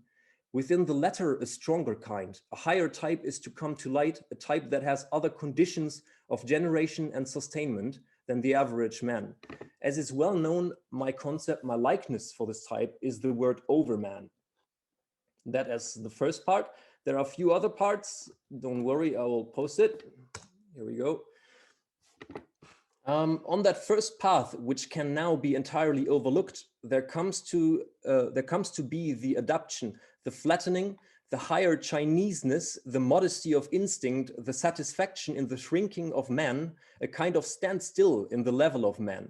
Once we have that overall economic management of the earth, here we have it, which is inevitably in store, humanity can find its best sense as a machinery at the service of this management, as an enormous wheelwork of ever smaller, ever more finely adapted wheels, as an ever-growing, becoming superfluous of all dominating and commanding elements, as a whole of enormous strength whose single factors represent minimal forces, minimal values. In contrast to this shrinking and adaptation of man to a specialized usefulness, there is the need for the inverse moment, the production of the synthetic summing, justifying man for whose existence that machinalization of humanity is a precondition as a base frame on which he can invent for himself his own higher form of being. And I will add two small parts, and then we are done with the reading part of this talk. He needs just as much the opposition of the multitude, of those who are leveled, the feeling of distance in comparison to them. He stands on them, he lives of them. This higher form of aristocratism is the one of the future. In moral terms, that overall machinery, the solidarity of all wheels, constitutes a maximum in the exploitation of man, but it presupposes those in favor of whom this exploitation has a sense. Otherwise, it would be in fact merely the overall reduction, the value reduction of man as a type, a phenomenon of regression in the greatest style. And so now we have the finale. Here we go. As one can see, what I fight is economic optimism, as if the fact that everybody's expenses rise necessarily implied that everybody's benefits rise as well. It seems to me that the opposite is true. The expenses all sum up to an overall loss. Man becomes less, so that one does not know anymore what this enormous process was good for. A what for, a new what for, this is what humanity needs. All right, so this is a really vivid text, as you might have noticed. So yeah, so I think we will go right into the transformation from there. Let me find the right page here. Where are we? All right, so in the text, Nietzsche considered this for his main work, The Will to Power, I said that, and he had the catchy name for it, Outflow of Luxury Surplus, the two movements. And so there Nietzsche takes on Hermann's teleological process of mankind, and he reinterprets it in a decisive way, as you might have noticed. In Herrmann, the gradual process led to the enabling of the actual cultural goals of mankind through opportunism. Nietzsche confronts this with a counter-movement through which the ascending tendency is reversed.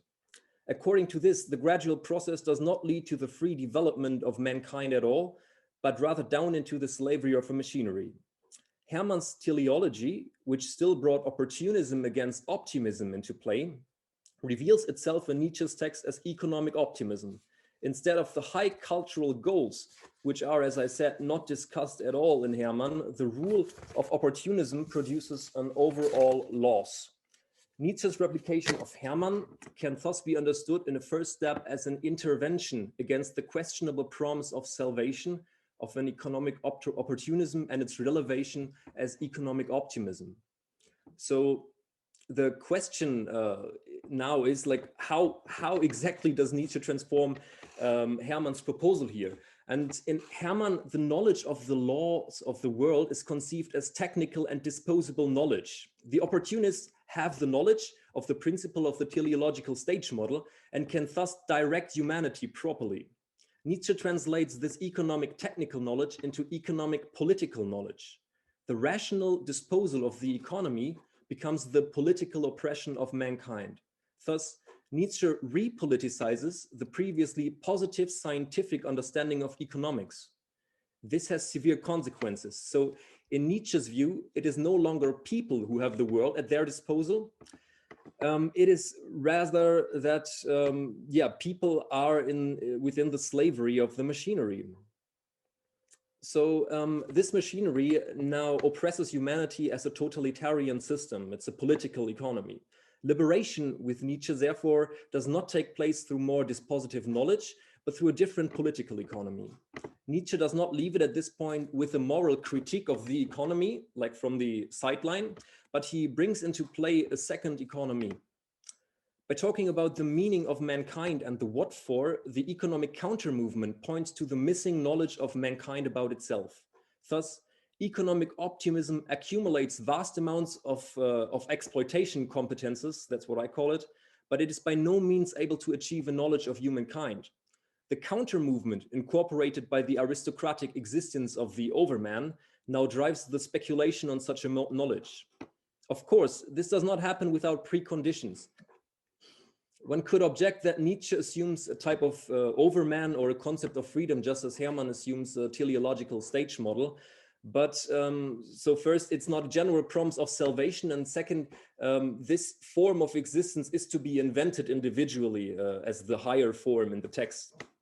So the text leads from the logic of economic opportunism to a self-conscious knowledge of the economy, which is to arise in the emancipation of the individual from the machinery.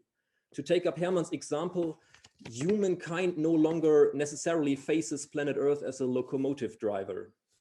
And to make it clear, it is helpful to pay attention to the liberation that does not appear in the text. It would be quite nice to liberate the enslaved Earth democratically after we found out that it is enslaved by a machinery, I guess. But in the text, the general promise of salvation of economic optimism is not exchanged for a second, perhaps better one. The counter-movement, therefore, has to emerge through a differentiation from the machinery, through an individual repoliticization of the economy. So that brings us to the last part of my talk, and I've sharpened the confrontation of totalitarian technological economics with aristocratic political economy in that way, because I think it gives a nice link to the discourse on the Anthropocene. As a first point of connection, I would like to highlight the kinship of Herrmann's economy and the promise of salvation with the eco-modernist manifesto, which traces back to the good Anthropocene of Earl Ellis. You may know it. In this text, the interdisciplinary research group calls for the human design of the earth through the consistent application of scientific innovations such as geoengineering. In contrast to Herrmann, the research group is even openly optimistic and interprets human power horizons as, I quote, opportunities that we should embrace. As a second point of connection, a link could be drawn to the far less optimistic discourse on degrowth. Since there, one rather assumes a bad Anthropocene and therefore strives for the reduction of the worldwide economic performance, the paradigms of economic sciences are taken into question. The concept of growth is presented as the ruling ideology whose overthrow is necessary and above all, without alternative. In this context, the economy is actively repoliticized and in a part linked with the promise of salvation, or rather the threat of extinction. With Nietzsche, one could now ask in both cases to what extent such research and action programs are desirable at all, and where logics of exploitation take on a life of their own. Another observation about the constitution of the economy is striking in this regard. On the one hand, absolute trust is placed in economics as opportunism. So eco-modernism is also called eco-pragmatism. On the other hand, the economy is virtually demonized as economism, especially on the part of degrowth. Nietzsche now offers a third way, the transformation of the understanding of the economy. Both degrowth and eco-modernists assume an understanding of the economy as opportunism. Nietzsche attacks this understanding on a philosophical level and offers a transformative perspective. So this might not be as crazy as it sounds. Nietzsche is in good company with this suggestion. You might recall after more than 2,000 years ago, Aristotle introduced the economy in opposition to chrematistics. And what we now understand as economy is basically Aristotle's concept of chrematistics. So it's not that far-fetched. I certainly do not want to argue for a new aristocracy here. And I have to openly say that at this point because of the because of the reception of the text and the methodological implications. There's one line of Nietzsche interpretation, which is the one of Wolfgang Müller-Lauter, whom I mentioned before, that I guess at least leaves the reader with no choice but becoming anti-democratic. But this is linked in a special, this is based in the special tradition of reading Nietzsche as a systematic philosopher. And so that's just like a comment. I would rather emphasize the necessity of a differentiation of the economy or of our understanding of economics for the current discourse. Because if we continue to understand the economy as opportunism, there might be no way around either demonizing it and becoming desperate or putting all our hopes into it. Thank you.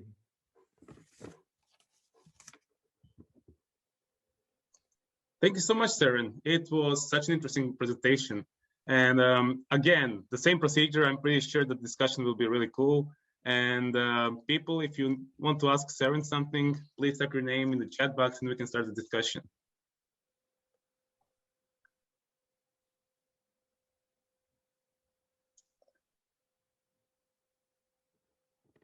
So the first question is from Hugo. Yeah, thank you. This is a topic that really interests me, not in relation to Nietzsche, because I didn't know about this quote, but sort of generally. And one thing that just came to my mind is that there are similar thoughts in contemporary social critics. So for example, I don't know if you know about the German school of Wertkritik, people like Robert Koritz or Anselm Jappe, which I think is quite similar actually to Nietzsche here. So that might be something that is would be of interest to check out. So that's just a suggestion, not so much a question. Thank you very much. So. Okay, excellent. Any other questions or suggestions or comments?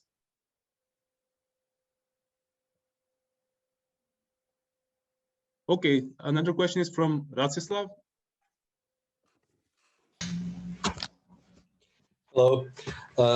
This was really a great talk. I really enjoyed it very much.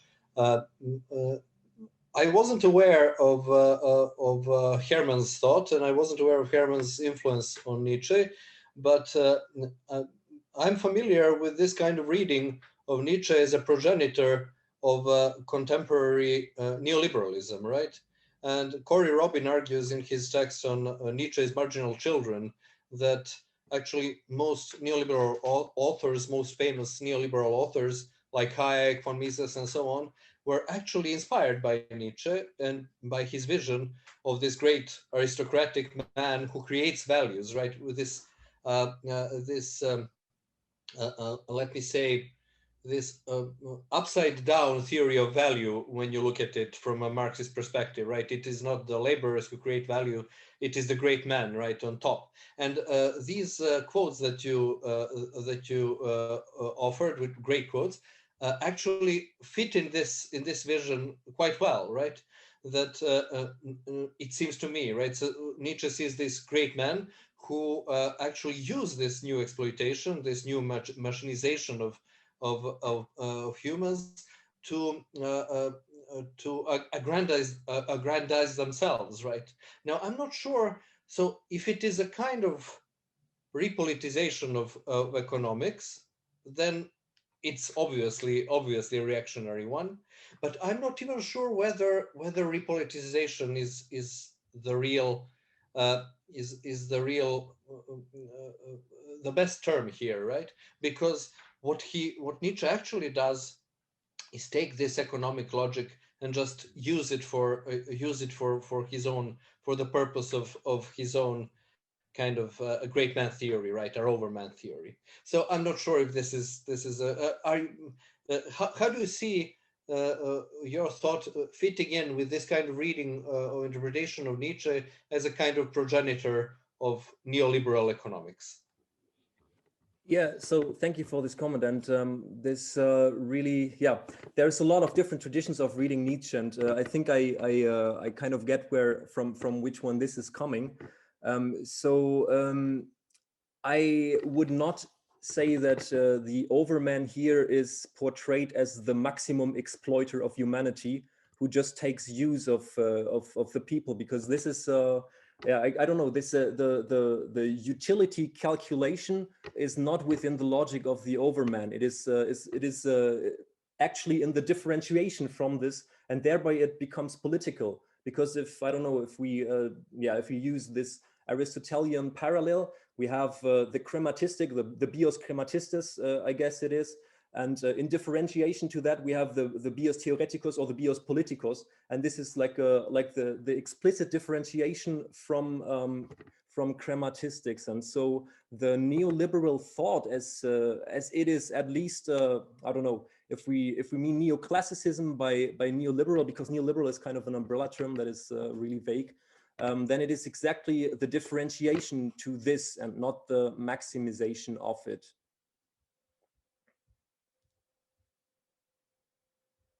Yes, but isn't it, I'm sorry for monopolizing the discussion, but isn't it this kind of logic of disruption and logic of this kind of creativity of the overman which can disregard this petty cost-benefit analysis, right? What you call the crematistics, right? Of economic cost-benefit analysis. Isn't this exactly what is celebrated by many neoclassical economists, right?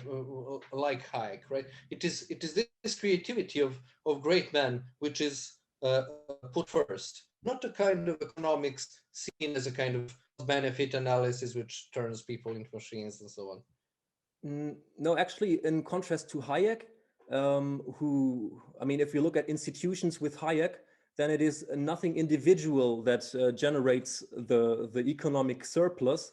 And in Nietzsche, especially the differentiation from the machinery, from the collective, the individual repolitization, and thereby the gain that is produced there, this is the differentiation from that.